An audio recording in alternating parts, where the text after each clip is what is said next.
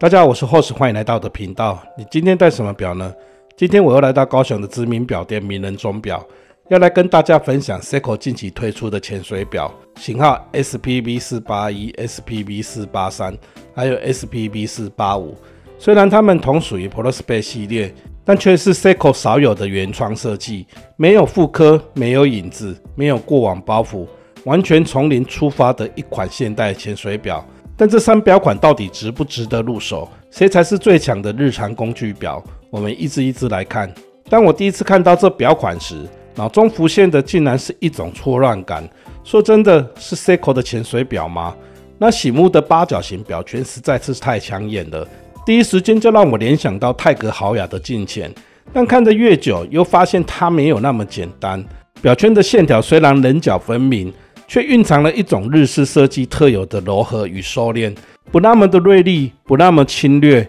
而是整体刚中带柔的稳重气质。整体造型利落有型，但又不失细腻的工艺感。从壳体线条的转折、表耳的斜度，到光影抛光与拉丝表面间的变化，每一个角度都像是精心雕琢过的结果。这表款确实跳脱了我所熟悉的 Seiko 模板，却又处处看得见 Seiko 在细节中的坚持。这表款共有3个版本，首先是 SPB481， 它采用象牙米白表盘搭配亮黑色表圈，然后是 SPB483， 它采用蓝色表盘和略深的亮蓝色表圈，最后是 SPB485， 拥有引人注目的同色表圈和黑色表盘。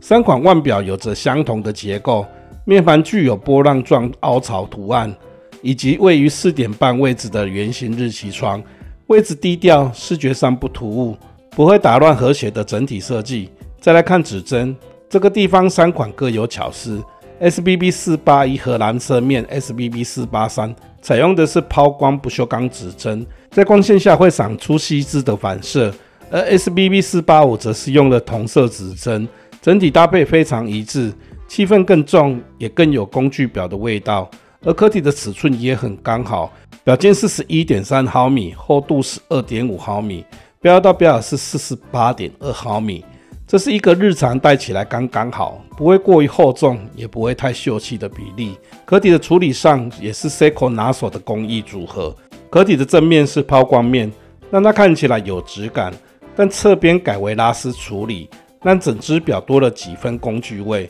更细腻的是，这2种表面之间的处理过渡轮廓非常自然，从抛光到拉丝，像海浪过礁石般流畅。表耳内侧的缎刷叠出层次，右侧的护桥结构我觉得是一个亮点，它一体成型包住了3点钟位置的旋入式表冠，不但视觉上平衡了较大的表圈，也实际提升了保护性，因为是旋入式表冠，加上整体的密封设计，这表款的防水等级达到了300米。链带也是这次让我非常印象深刻的部分，采用3版式金刚链带，中间略微抛光，两侧拉丝，外缘边角经过倒角抛模处理，整体的金属感呈现得很平衡，是 Seiko 风格的豪式链带，链接转折顺畅，戴起来应该会很贴手，而且那种重量感刚好，我觉得不会太重，也不会空洞无感。表扣踩双按是安全折叠扣设计，内侧还附潜水延伸机构，虽然只有2个微调有点可惜，但整体品质水准仍旧在线。表扣的长度明显缩短了1点，粗壮的折叠感使用强壮的实心金刚制成。旋入式底盖有着 Seiko 特有的波浪浮雕，底盖下搭载的是 Seiko 6R55 自动上链机芯，拥有72小时动力储存，日常使用非常够用，频率为3赫兹，每秒拍打6下，走时还算稳定，维修也很方便，而且还具备了停秒与手动上链功能。可惜的是无法欣赏 Seiko 特地设立的金色摆陀。说到这里，我们终于要来到今天的主角，灵感是来自海岸线的精彩面盘。先来看看我最喜欢的 SPB483 的蓝色面盘。这片蓝不是那种刻意抢眼的电镀蓝，也不是死气沉沉的深蓝色，而是一种像大海起雾后的雾蓝色调。细看之下才发现，它其实是带有灰阶的，夹带一点低饱和的深蓝。整体气质沉稳又富有变化，更迷人的是表盘上那条条海岸线纹理，在不同角度的光线下会像波纹一样浮动，就像你走在海边看到阳光在潮间带的水痕，无法预测的移动闪动着，搭配阳极氧化处理的蓝色表圈，让整只表的色彩有连贯性，而且这个蓝圈也不呆板，它在光线下会有一点点闪光感，与面盘的是协调合作，视觉张力满满却不会感到压迫。接下来是 SBB481， 它的面盘是略带微亮的象牙米色，这种颜色在潜水表中非常少见，不是灰白也不是米白，真的很难定义，而是介于一种沙色与浅白之间的棕色调。奇妙的是，这个色调在光线下还会呈现出温润的香槟光泽，搭配上纯黑色的表圈，整体氛围偏向日系简约感，质感非常细致。最后是 SBB485， 这支配色相对大胆一点，黑色面盘搭配的是带有古铜质感的表圈，第一眼看上去就有种工具表的粗犷氛围。这个铜色不是那种亮面玫瑰金，而是偏哑光的质地，像是复古潜水装备上铜制呼吸法，带一点工业感，一点旧金属感，配合深黑色的面盘，视觉对比非常强烈，也让这表款多了几分个性。不过它整体的风格比较明确，可能比较适合穿着有点军事机能或美式工装风格的朋友。说到指针与时标，这次 Seiko 处理的方式我觉得蛮到位的，整只表是采用剑形指针搭配立体的铅笔型时标，设计感整体利落，阅读时间非常直觉。特别厉害的是那个时标的立体感，这款时标不是平面的，有金属边框的收边，在光线下会折射出漂亮的起伏阴影层次，夜光表现也没有让我失望。指针与时标涂上了 Seiko 招牌的 Ruby Butter 夜光涂料，亮度均匀，颜色是带点蓝绿色的冷调，这就是 Seiko 潜水表的强项之一。关灯以后，它会发出蓝绿色的柔和光芒，不是那种会闪瞎眼的亮度，而是在漆黑中一看就知道现在几点。表壳尺寸是 1.3 毫米，标到标是 18.2 毫米，厚度 12.5 毫米，这是一个非常理想的尺寸比例，戴在我的8英寸腕围上刚刚好，分量感适中，整体比例也非常顺眼。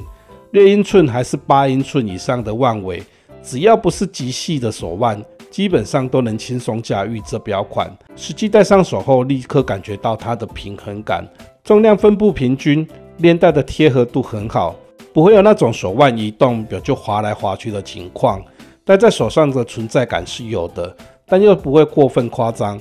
字面上的尺寸稍微偏大，但视觉上却一点都不臃肿，反而给人一种稳重又洗练的气场。好似金刚链带也为整体外观加分不少，增加了那种一看就很扎实的视觉冲击感。如果想要再进一步提升舒适性的话，或想走一点潮流风格，我会试着搭配橡胶表带，不止轻盈透气，撞色效果也会更明显。而它那近似八边形的表圈造型，其实有趣之处虽然是八边形，但边缘全部做了圆润处理，所以从某些角度看又像传统的圆形。这种模糊边界的设计，让它比传统潜水表多了点特色，也加入了让人许多可以放心日常使用的设计细节，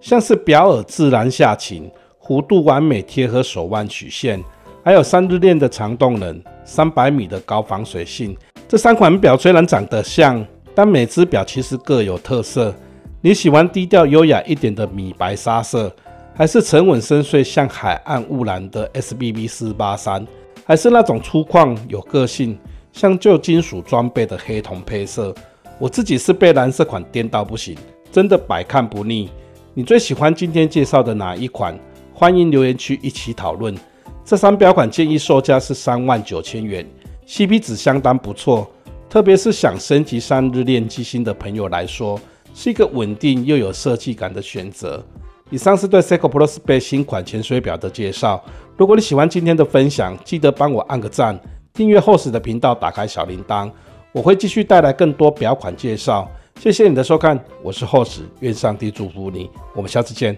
拜拜。